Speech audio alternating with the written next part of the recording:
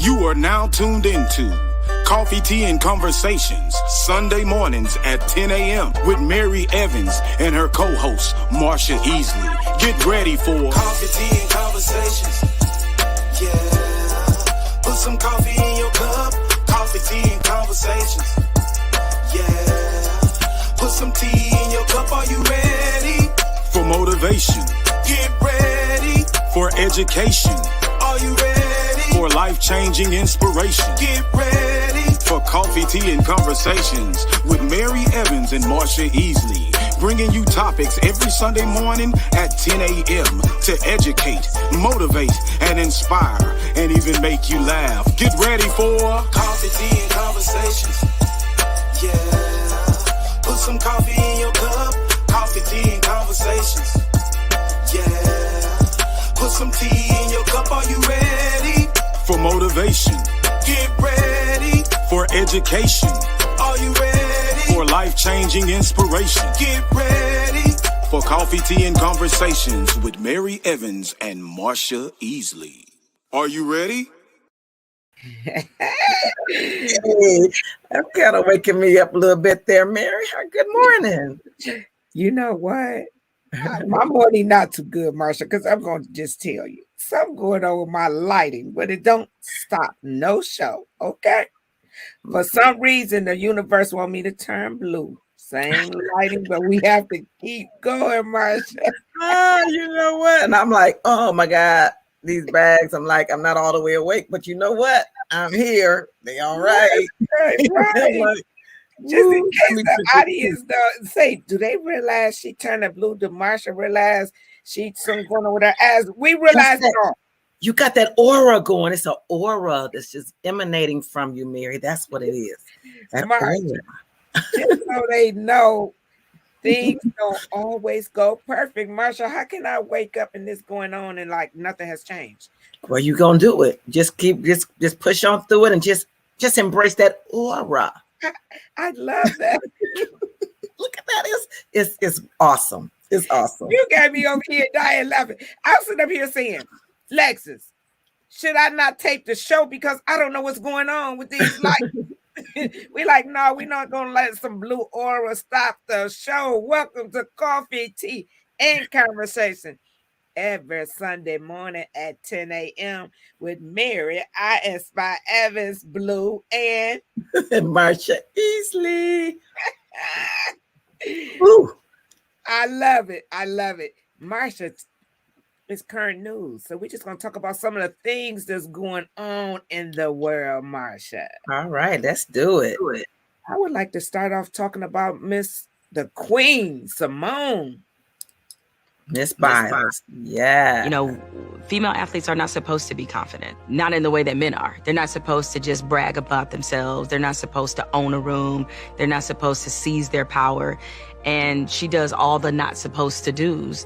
And, you know, her having the sequin goat on, on her costume is a great reminder, I think, to all women that it's okay to be powerful, because there's so much in society that tells us it's not okay, that we have to lessen ourselves to make everybody else comfortable, and she won't do that.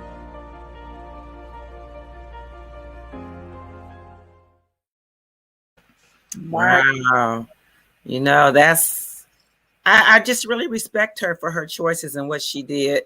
You know, she said she wasn't right. She wasn't right mentally. And she said, I can't do this. I'm not going to do it. I'm not going to push myself there. I just really respect the young lady. She ain't really got to prove herself because she is the greatest. You know what I'm saying? She's good. She has it on her costume, the goat, okay? Yeah. I am so inspired by this young lady. The thing about it is, Marsha, sometimes we don't pull out or take care of ourselves because she said physically and mentally she wasn't there because we're so afraid of what everybody else is going to think. Yes. That was so powerful for her. She has educated women, young and old, all over the world. Yeah. That is okay, because a lot of people went hard on her, Marsha. Some of the comments was very, very nasty. Oh, I've seen them. I saw them. the point that I can understand is how can you get that upset about a decision someone else is making about their life? Like, I really don't get that, Marsha. Right, right. That's her life. Gymnastics is her life. You think she wouldn't do that, and ruin her chance of stuff on purpose. Yes. That's what I'm saying. Is like you said, it's her life, decision, and I don't understand those people who said those negative things. Even Mary, I don't get Yeah. it. And anyone that's listening here, please let us know, where are you listening from? Let us know. And this is a pre-taped show. I like to let them know, but we always come in and we'll make comments. But Yeah. this is the thing, Marsha.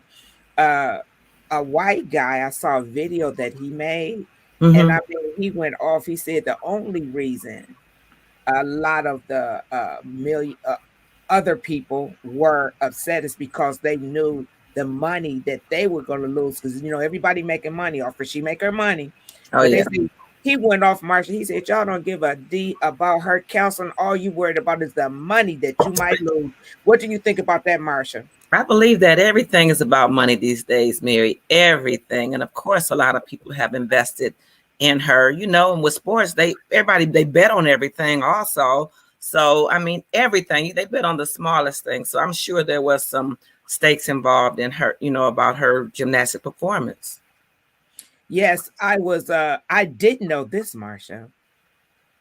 And I can't recall his name, but a coach that was coaching a lot of the young ladies in gymnastics, he came on a lot of cases. He was fondling and touching a lot of the young girls. Did you know that? Right. And I didn't know she was one of them. Yeah.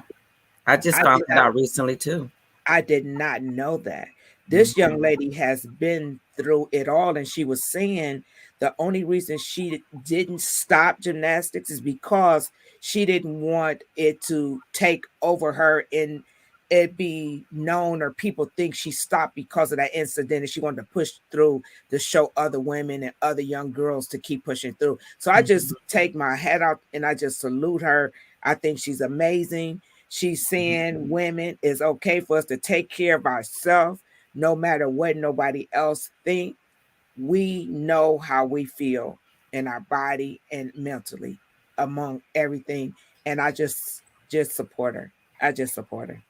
Guys, if you have any comments, we know that you wouldn't say anything but positive things because, like I say, some of the comments that made were just so nasty. But Simone, here, we support you on the SOS show. We love her, and she got the message to young girls that it's okay not to be perfect. It's okay. So, yes, we love you. You're phenomenal. Absolutely. Yeah. We're going to go right on to the next topic, and we're going to talk about Miss Rihanna. Okay. She breaking records on the flips and the dips and the splits, but she killed it.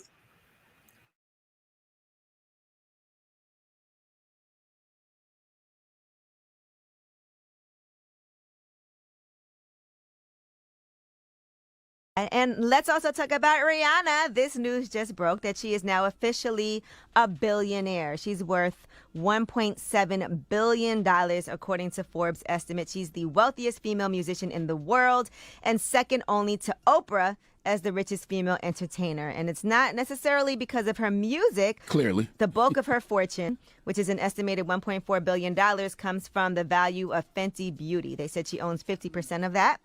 And some of that is Savage Fenty, which is worth $270 million also. And then, of course, her music career. Big Fenty. Drop on the clues bombs for Rihanna. Y'all ain't never getting a new Rihanna album. Why the hell would she?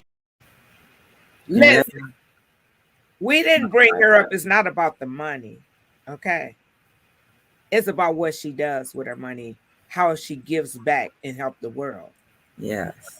Because that's what it's all about, Marsha. Once we get to that level, or even before that level, a lot of us might not ever get there, but we give as much as we possibly can to the world, our time, money, donations, or whatever that might be.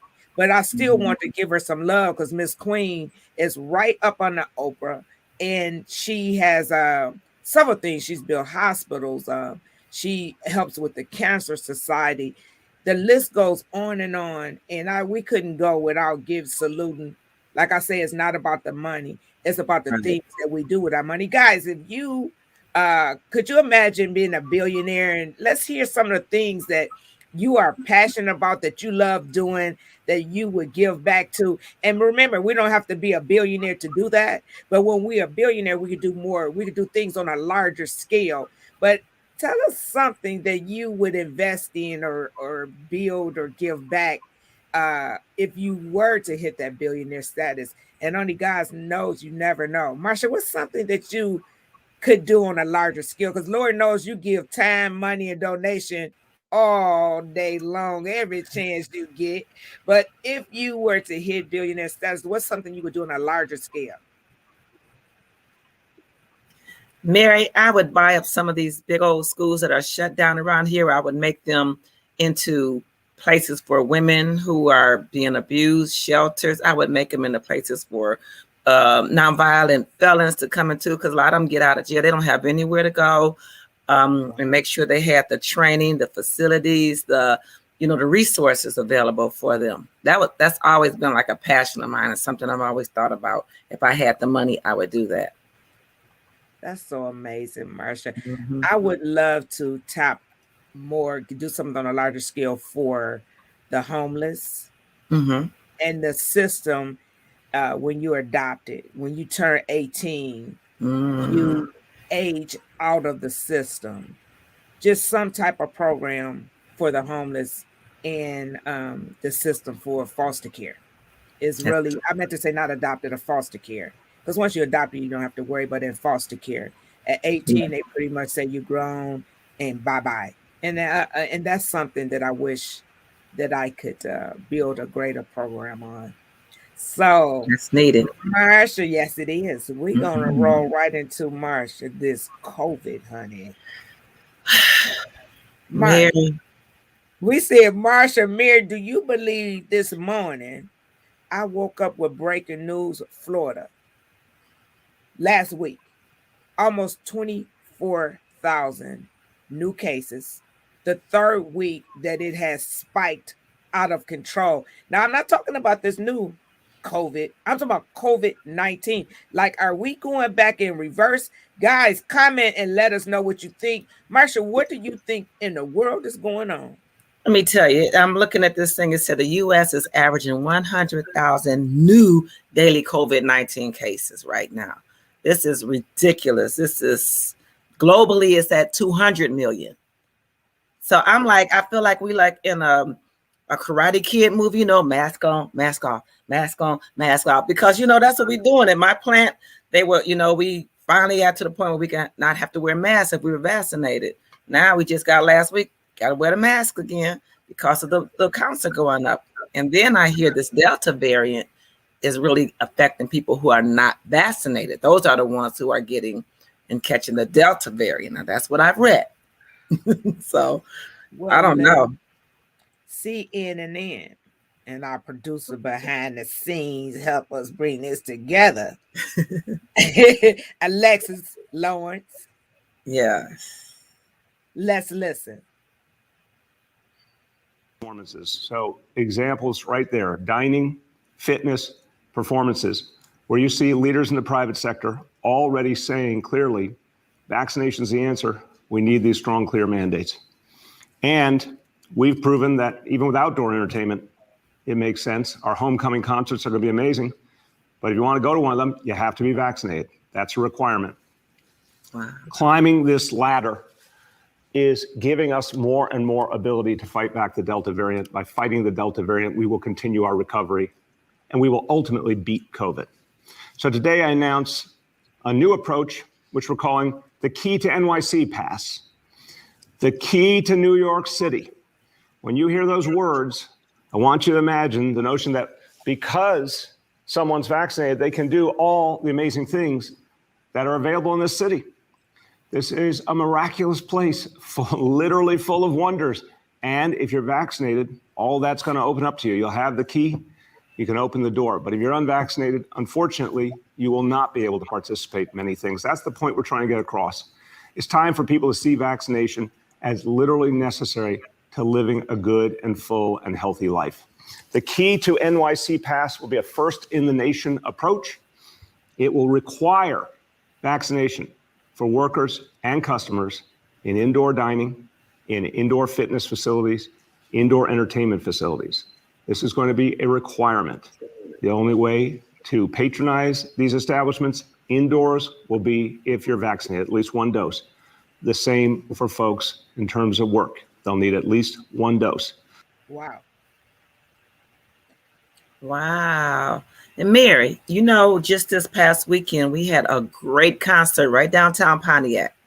And in order to get free tickets, you had to be a resident of Pontiac and be fully vaccinated. But it was not a requirement to show that you were vaccinated when you got in there. So I know all those people in there were not fully vaccinated, and you were not required to show that you were fully vaccinated. So although I had a wonderful time, I still was sitting there like this because it was a lot of people, and the majority did not have their mask on. And I just don't believe all those people in there were vaccinated. Well, Marsha, I'm going to tell you, I have anxiety around a lot of people. I really do.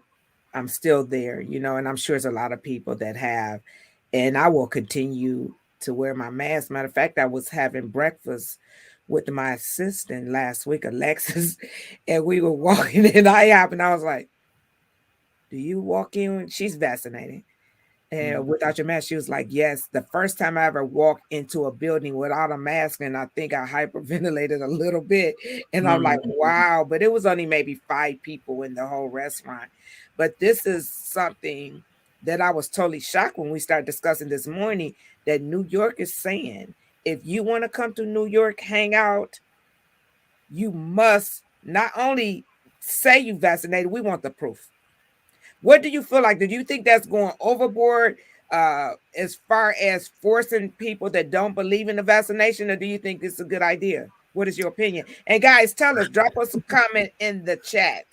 Ooh, well, Mary, it's we all know it's a money thing, and they are pushing the vaccinations. I know people who have still caught COVID with being fully vaccinated. So I think I'm just on the fence about it because it took me a lot for me to get myself vaccinated. I fought it to the end. I was like, you know what? They restricted me too much for not being vaccinated. I like to travel too much. So I was like, I'm going to go ahead and just bite the bullet and do it. So I have mixed emotions on that. I have very mixed emotions on, the mandate for that. I don't know how you feeling on that. I do, Marsha. It's just so crazy, it's just like we all adults, and I just don't think that you should be forced to do anything you don't want to do. Mm-hmm. I do believe that if you so decide not to, you can't get angry at rules that come down the pipe that disqualify you from participating in certain things, going to games or going to events. If they say you can't do indoor dining, my thing is the ones that say I don't want to get vaccinated, but then get angry because they can't do certain things. Right. I feel like you can't straddle the fence. Right. If you so decide not to get vaccinated, then it's things that you're not going to be able to do. And that just be that. You just can't have it both ways, because other people, it's not like it just affect you. It's the other people that you can affect and not knowing that you're caring. So I just say to the people out there, there's a lot of angry people. Like, I'm not vaccinated and I'm not angry about nothing I can't do. If they say, Mary, you can't fly because you're not vaccinated. Okay, Mary can't fly. What, I'm going to temper tantrum because I don't want to be vaccinated? I have to follow the rules for people that's not vaccinated. You know what I'm saying? Yeah. And I have a lot of friends that's not vaccinated, and they like, I'm embarrassed to let people know. I'm not embarrassed to let people know anything, because just because you grown and you decided not to be vaccinated, I'm grown. You decided to be vaccinated. I decided not for my own reasons. I just think it's not a judgment zone, and you just have to respect the opinion of each other. It is like, if you weren't vaccinated, it's like, you're not vaccinated, get away, whatever. It is. It's really a bad stigma on that. And, Michelle Obama said you can't come into her house unless you are fully vaccinated. Yeah. So And there's nothing wrong with that. It's to each his own. That's what I say, to each his own. Yes. And you guys, how do you feel about that in a comment? Vaccinated, not vaccinated, not letting anyone come to your home that's not vaccinated. I just feel like this, Marsha. Be vaccinated because that's how you feel. That's what you believe in. Not because of that's what the world's saying doing, or I'm embarrassed not to let anybody know. Like I'm too old for that. I'm gonna do me. I know. And you don't want to be around me because I'm not, then don't. You understand what I'm saying? My husband is vaccinated. You know what, Mary? Yeah. I think if they would have just made everybody stay at home for another 3 weeks, that way everybody, everybody get paid, stay home for another 3 weeks, then that would have given the virus a time to get away, and everybody who had it can be already quarantined from it. And I think it would have been a better fresh start, but they just opened stuff up too quick and made everybody go back and do stuff too quick. That's just my opinion. And we're going to go out with your opinion, Miss Marsha Easley. Guys, thank you for watching Current News on the SOS Show, live with Mary Evans and Marsha Easley. See you next week. Yes, bye-bye. Here's my cup. I'm going to turn blue, but here's my